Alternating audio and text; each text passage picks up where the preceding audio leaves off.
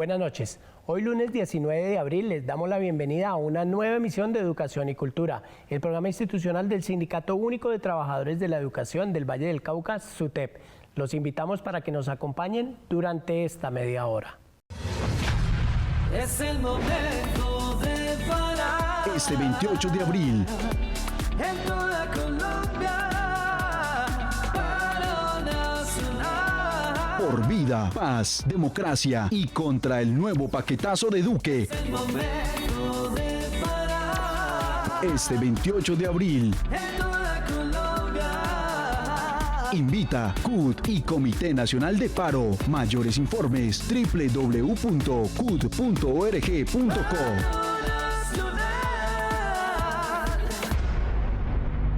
El SUTEP sigue recorriendo los municipios del departamento para verificar las condiciones de las instituciones educativas y la implementación de los protocolos y las medidas de bioseguridad para el regreso a clases presenciales bajo el modelo de alternancia. Esta vez, el recorrido se realizó por algunas escuelas del municipio de Alcalá. El recorrido en este municipio empezó en la sede principal de la institución educativa Arturo Gómez Jaramillo, ubicada en el casco urbano de Alcalá. A pesar que el protocolo de bioseguridad adoptado por el Ministerio de Salud y Protección Social para las instituciones educativas establece el lavado de manos de manera frecuente, en esta sede el agua no es potable. El agua viene contaminada, entonces, ¿qué estamos haciendo cuando estamos lavándonos las manos? No estamos haciendo la limpieza que se requiere, al contrario, estamos contaminándonos un poco más. Estos protocolos también establecen que todos aquellos espacios cerrados deben contar con una adecuada ventilación. Sin embargo, en esta institución esto tampoco se cumple. El techo de nuestras instalaciones es de Eternit, entonces el Eternit produce muchísimo calor, no tiene un cielo raso que pueda proteger y filtrar un poco ese calor, y los salones no tienen los ventiladores para que los niños estén un poco mucho más frescos y más cómodos en el momento de recibir las clases. Aunque esta sede solo ha iniciado alternancia con 2 grupos del grado 11, los docentes manifiestan que en algunos momentos es difícil controlar el uso adecuado del tapabocas y el distanciamiento físico, lo que genera temor por posibles contagios entre la comunidad educativa. Tengo un hijo con una enfermedad de base que es asma. Por tal motivo me preocupa muchísimo lo que pueda suceder. Ustedes saben que el contagio se da en cualquier momento. También tengo que decir que he sentido mucha alegría de volver a ver a mis estudiantes, de estar con ellos, de asesorarlos. Pero el miedo, el temor sigue constante. Aunque el MEN ha enviado recursos para el regreso a clases bajo el modelo de alternancia y la Secretaría de Educación del Valle ha entregado algunos elementos de bioseguridad, estos siguen siendo insuficientes para garantizar un regreso seguro a las aulas. A nuestra institución educativa el año 2020 le llegaron únicamente 28 millones de pesos para manejar una institución de 14 sedes, 12 sedes rurales, una sede urbana dividida en 2 bloques y la sede principal. Como rector considero de que los recursos que giró el Ministerio de Educación no son suficientes. Para iniciar el año 2021 nos tocó utilizar recursos del balance del año pasado para nosotros poder comprar material. Los recursos del Fondo de Servicios Educativos, que son para los gastos de funcionamiento e inversión en las instituciones educativas, están siendo destinados para la implementación de la alternancia, pues los 2 millones de pesos entregados para cada sede de la institución Arturo Gómez Jaramillo son insuficientes para implementar el modelo de alternancia. Maestros y maestras del Valle del Cauca, la unidad y la organización son el camino para la defensa de nuestros derechos. Fortalezcamos nuestra organización sindical. Afíliate a SUTEP, tú tienes derecho a defender tus derechos. En el recorrido por Alcalá también visitamos la sede María Auxiliadora de la institución educativa San José, ubicada en el casco urbano del municipio. Allí estudian los niños y niñas de los grados 3º, 4º y 5º de primaria. En la sede María Auxiliadora de la institución educativa San José encontramos que solo hay agua 2 horas al día y no es potable. El agua solo la colocan de 6 a 8 de la mañana para que se recojan unos baldes y ya con eso se pueda trabajar, pero la verdad es inhumano, la verdad no hay condiciones. En esta institución educativa los salones son amplios, pero hay problemas de humedad tanto en paredes como en el techo, a pesar de la inversión que realizaron recientemente en el cielo raso, lo que podría generar infecciones respiratorias en los estudiantes y docentes. Lo que se ha hecho aquí es de pronto un embellecimiento, pero no se ha mirado la parte estructural. Es decir, primero había que organizar el techo, corregir humedades, corregir las aguas lluvias para poder permitir que se pueda hacer el cielo raso. Tampoco tenemos una demarcación, una señalización para que los niños cuando regresen pues tengan ese distanciamiento. Los maestros y maestras se sienten presionados por el MEN y las secretarías de educación para regresar a clases presenciales bajo el modelo de alternancia, a pesar que no existen las condiciones mínimas para volver a las aulas. Si ustedes no vuelven no van a haber estudiantes y si no hay estudiantes entonces van a sobrar profesores. Entonces toda esa presión que nos mantienen a nosotros en estas circunstancias, además de que no ponen en evidencia cómo se nos ha maxificado casi en un 200-300% el trabajo, porque es que nosotros ya no tenemos horarios disponibles para dedicarle a nuestras tareas del hogar. ¿Cómo pretendemos retornar y cómo pretenden que volvamos a clases si no se están cumpliendo con esas garantías? Entonces, lo único que exigimos, y creo que no solamente ellos, sino los docentes, son garantías. Vemos que no están las condiciones dadas para el regreso a clase. Por eso estas visitas son muy importantes para tener claro en qué condiciones se encuentran estas instituciones y en ese sentido poder demostrarle al gobierno departamental que no están dadas las condiciones para regresar. El gobierno dice, se ha mandado recursos, pero esos recursos son insuficientes y lo podemos observar en las visitas de los diferentes planteles educativos. Ser maestro es mi orgullo, un gran reto es mi misión, transformar para el mañana el hombre de mi nación. En los recorridos que el SUTEP ha realizado por los diferentes municipios del departamento del Valle, una de las inquietudes de los docentes es si están obligados a presentar su historia clínica como requisito para volver o no a clases presenciales bajo el modelo de alternancia. Hemos invitado al profesor Eduard Mena San Clemente, encargado de la Secretaría de Salud del SUTEP, para que aclare esta inquietud. De acuerdo a nuestros términos de referencia, la entidad médica Cosmité no va a entregar ninguna certificación porque está por fuera de términos de referencia. Y el otro ingrediente que tiene esa situación, que va muy válido, que la misma profesora manda un comunicado a los a las prestadoras de servicio, a las IPS, que no entregar historias clínicas. Y cuando ustedes revisan la ley, inclusive eso hay fallos de habeas corpus, donde allí se dice de que las historias clínicas son privadas y son de los maestros.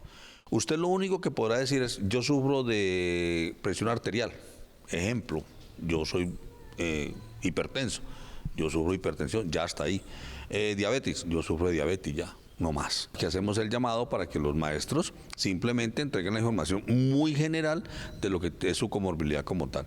Igual entender que los maestros mayores de 60 años que presentan esas 7 comorbilidades o esas comorbilidades que están enmarcadas en la resolución 1721 de septiembre del 2020 no pueden ir a trabajar. La exigencia que nosotros estamos haciendo al Ministerio de Salud, al Ministerio de Educación, que se dejen de tanta habladería y de tanto decreto y que hagan los procedimientos de vacunación que necesitamos los maestros, porque ese es uno de los parámetros que va a permitir que nosotros vamos con más confianza a los procesos de alternancia.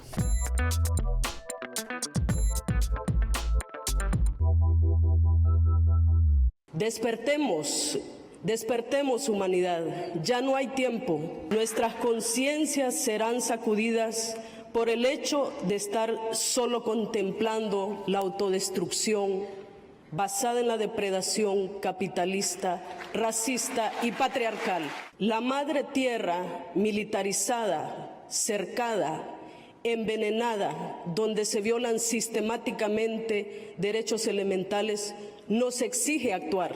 Construyamos entonces sociedades capaces de coexistir de manera justa, digna y por la vida.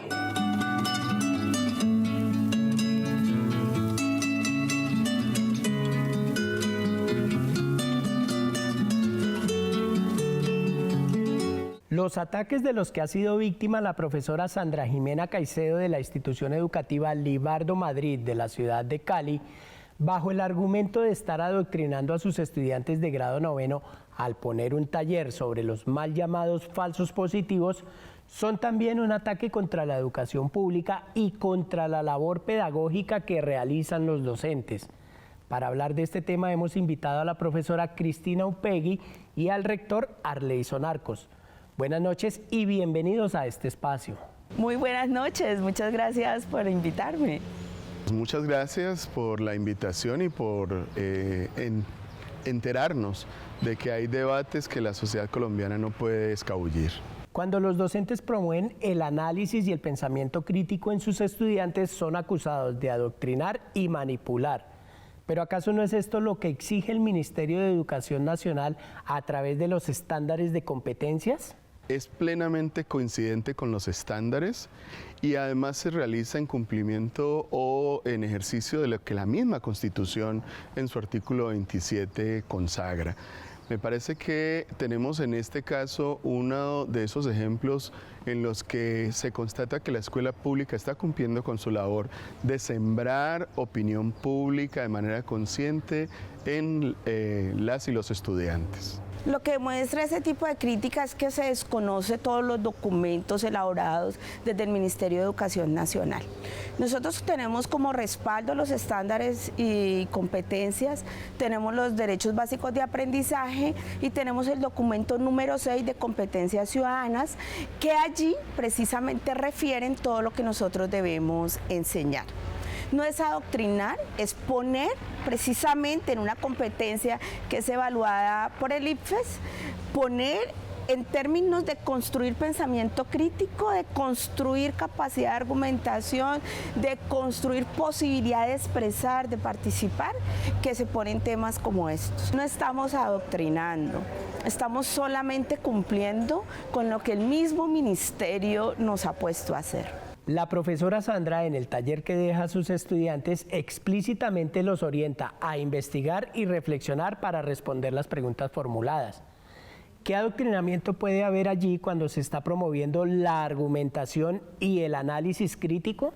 Muy seguramente quien acusa a un maestro en la escuela pública de estar parcializado, de estar adoctrinando, hace rato no visita un aula de clase en la cual las distintas alternativas y estrategias que las maestras y los maestros están poniendo en el aula invitan al manejo de diferentes fuentes, a la consulta de esas fuentes, a la apropiación de los contenidos que hay en las distintas fuentes, pero además de ello invitan a la toma de posiciones de los estudiantes. Y esa toma de posiciones no se hace solo en la presentación de una actividad escolar, sino en el ejercicio de diálogo y argumentación que ocurre en el aula de clase. Es en este ejercicio de diálogo y argumentación en donde las distintas posturas, las distintas versiones, las lecturas se contrastan de tal forma que nunca hay posibilidad de que una única voz se escuche en la escuela. El papel de la escuela está en abrir la capacidad de pensamiento, pero también de entendimiento y, como decía Jacques Delors, la posibilidad de aprender a vivir con otros. En estas competencias ciudadanas lo que buscamos es poder fortalecer eso que tenemos en las escuelas, de la cercanía, de la confianza, de la posibilidad de creer en los otros y de construir y aprender con los otros. Es aquí donde nace, es aquí donde está la semilla de poder producir un pensamiento abierto que, reclamando la verdad, pueda enterrar a sus muertos, que reclamando la verdad pueda sanar las heridas tan profundas que han dejado décadas y décadas de violencia. ¿Cuál es el papel de la escuela y de los docentes en la enseñanza de la historia del país? Aquí ha habido un interés desde hace muchos años de ocultar la verdad. Queremos que todos cuenten la verdad, Queremos que toda la gente que le ha hecho daño a este país, independientemente del lugar que haya estado, cuente la verdad para que podamos reconstruir el tejido social y podamos reconstruir también eso humano que hemos estado perdiendo por acostumbrarnos a la violencia. Es necesario ir siempre en busca de la verdad, pero es necesario empezar a creer en que otro país es viable y es posible. Entonces no podemos callarnos, no podemos dejar de hacer lo que nos corresponde hacer. Repito, el maestro, la maestra, somos sujetos éticos, políticos que acompañamos en la etapa más importante de la vida de los niños, las niñas y las adolescentes, y por esa razón toda nuestra función debe estar enfocada en poder hacer ciudadanos plenos, que entiendan sus derechos y que puedan acceder a ellos sin ningún temor. En Colombia tenemos un serio problema con el manejo de la verdad histórica y de la evidencia detrás de esa verdad histórica. Hay fuerzas de derecha que quieren estimular el que en la escuela los asuntos sociales y políticos o no se cuenten o sean contados de manera unidireccional. La escuela está haciendo su tarea. Por supuesto tiene enemigos y esos enemigos quieren, por ejemplo, que ahora que estamos retornando a la enseñanza de la historia en el espacio escolar, solo se enseña una versión de la historia. Que ahora que se están planteando problemas sociales, políticos y económicos asociados a las problemáticas graves que vive el país, solo se enseña la versión oficial de esa lectura. Por supuesto, la escuela no está para prestarse a ese tipo de juegos. Cristina y Arleison, muchas gracias por habernos acompañado esta noche y ayudarnos a entender este tema. Muchas gracias a ustedes también. Con muchísimo gusto y seguimos insistiendo, el papel de la escuela no es adoctrinante. El papel de la escuela, por el contrario, y mucho más en la escuela pública, es abrir las oportunidades para que de manera autónoma cada niño y cada niña, cada joven, se haga a su propia opinión. Y en esa tarea nunca vamos a cejar, nunca vamos a renunciar.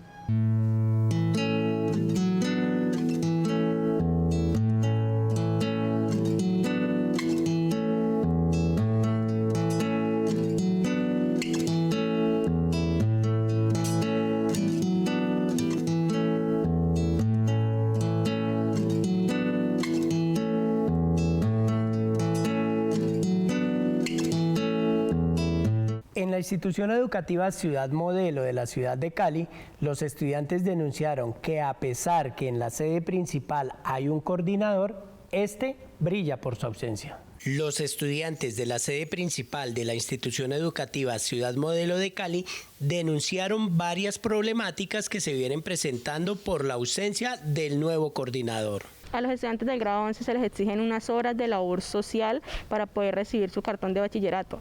Resulta que el coordinador, en este caso, es el encargado de esa labor social y nosotros no hemos podido realizar la labor social porque él no se ha comunicado con nosotros, no ha hecho una videoconferencia en este caso para explicarnos cómo es el proceso. Los procesos de entrega de PAE se han venido fracturando, ya que los listados de los estudiantes no han sido entregados adecuadamente, y pues esto ha generado que al momento de llegar el PAE llegue incompleto.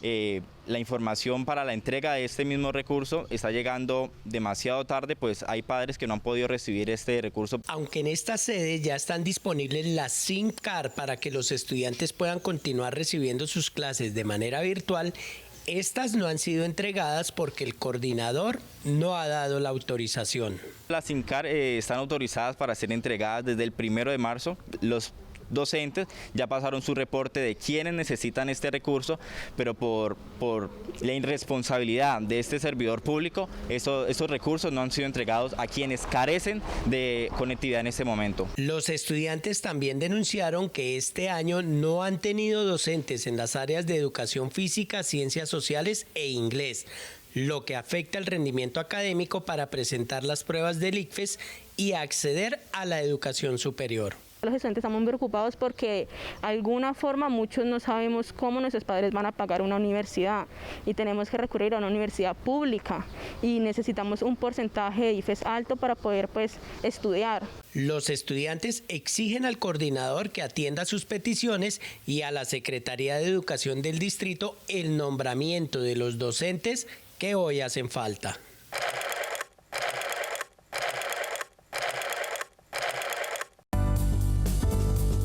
Educación y cultura.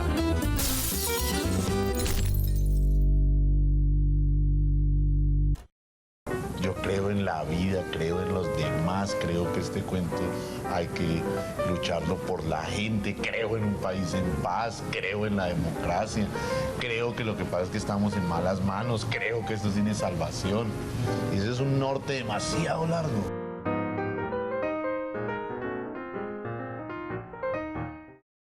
El Centro de Estudios e Investigaciones Docentes del SUTED invita a los maestros y maestras a participar con sus artículos en la 11ª edición de la revista Correo Pedagógico. El CEID del SUTED prepara la 11ª edición de la revista Correo Pedagógico y ha abierto la convocatoria para que los docentes y directivos docentes del departamento participen enviando sus artículos en torno a cómo la pandemia ha transformado su labor pedagógica. Es muy importante que hablemos de todas estas experiencias que hemos vivido en tiempo de pandemia, cómo se ha reestructurado nuestro ser y nuestro quehacer como maestros y maestras. Es muy importante que nos podamos poner en circulación para que otras voces, otras formas de ser maestros, otros modos, otras maneras de hacer escuela se puedan reivindicar. Estamos generando procesos de resiliencia y de resistencia desde los diferentes espacios donde movemos la pedagogía. El 30 de junio vence el plazo para que los docentes envíen sus artículos a través del correo electrónico equipoceidsuted@gmail.com. En la página www.sutedvalle.org podrán consultar los requisitos para participar. Todos los artículos serán sometidos a consideración del Consejo de Redacción de la revista Correo Pedagógico. Estamos abiertos desde el CEI a escuchar sus propuestas, a acompañarlos, a caminar con ustedes en los escritos, en los diferentes artículos que nos envíen para darle vida a la revista Correo Pedagógico. El Centro de Estudios e Investigaciones Docentes del SUTED continúa realizando diversas actividades a través de los medios y plataformas digitales de la organización sindical. Tuvimos un encuentro de secretarios del CEI donde se hizo la socialización de los planes de acción. Estos planes de acción se aunaron con los planes de acción de los municipios. No es solamente una colección de técnicas para investigar y actuar o participar, sino también una filosofía de vida, que aquel que la ejecuta a la IAP es un sentipensante que sabe combinar el corazón y la cabeza.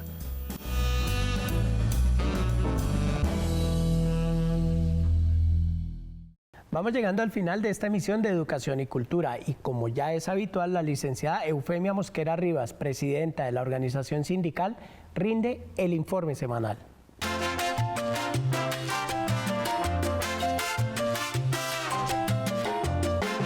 Fraternal y combativo saludo para todos los maestros de Colombia, en especial a los maestros del Valle del Cauca. Hay un total revuelo de matoneo en las redes por parte del partido de gobierno, donde se ha estigmatizado, se ha amenazado, se ha vapuleado en su buen nombre a la maestra Sandra Ximena Caicedo. Desde nuestra organización sindical le brindamos todo el respaldo a la maestra, le brindamos todo nuestro apoyo, a la vez que estamos diciendo que los maestros no somos adoctrinadores, los maestros somos formadores de nuevas ciudadanías, formadores en derechos humanos, formadores en libre pensamiento, formadores en ciudadanía. En este sentido, los maestros educamos desde los mismos lineamientos curriculares que se emanan del Ministerio de Educación, dentro del plan de estudio, dentro de la planeación diaria y además en el marco de los derechos humanos, en el marco de la autonomía escolar desde la Ley 115, y estamos prestos a realizar todas las acciones como gremio de respaldo a nuestra compañera, jurídicas y las acciones reivindicativas y de protección.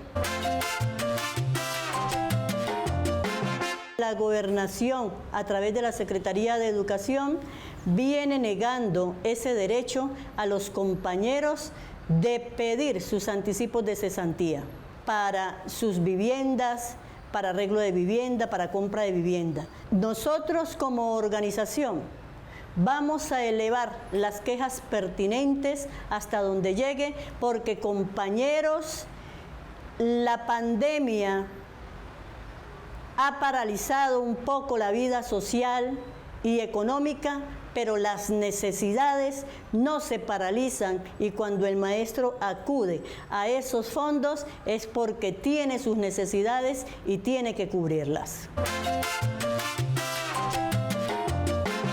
También estamos mirando con preocupación el tema de las relaciones técnicas en el Valle del Cauca, donde cada vez más maestros nos notifican que los están entregando a la Secretaría de Educación Valle, que no tienen asignación académica.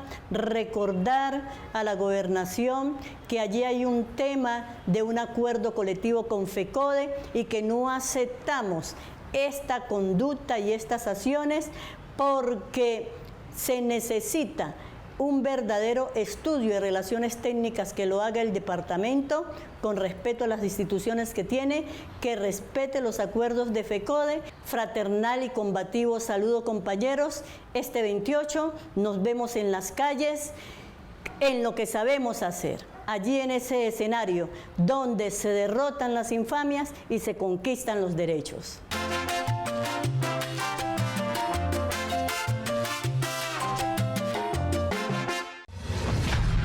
Es el momento de parar. Este 28 de abril, En toda Colombia, paro nacional. por vida, paz, democracia y contra el nuevo paquetazo de Duque. Es el momento de parar. Este 28 de abril, En toda Colombia. invita CUT y Comité Nacional de Paro. Mayores informes www.cut.org.co.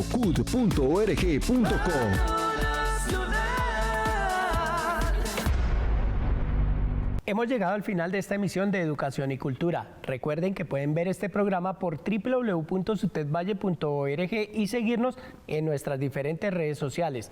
No olviden que tenemos una cita todos los lunes a las 7 de la noche por el canal regional Telepacífico. Nos vemos en una próxima emisión.